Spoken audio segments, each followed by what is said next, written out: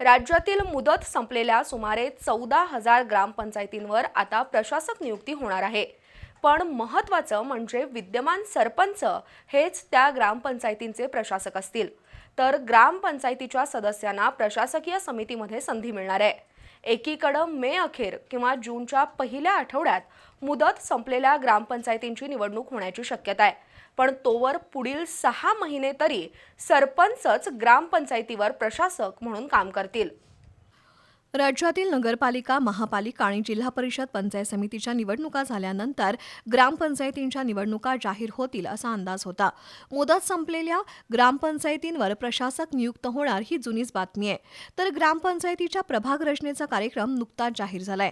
त्यामुळे मे महिन्याच्या अखेरीस किंवा जून महिन्याच्या पहिल्या आठवड्यात राज्यातील ग्रामपंचायतींच्या निवडणुका जाहीर होतील असा अंदाज आहे।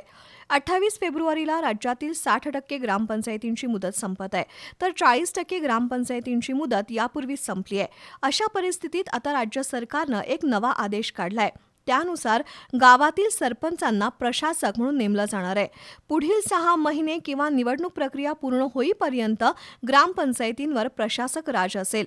सरपंच हेच प्रशासक असतील तर ग्रामपंचायत सदस्य हेच प्रशासकीय समितीमध्ये काम करतील। त्यामुळे विद्यमान सरपंचांना आणखी काही काळ काम करण्याची संधी मिळाली आहे।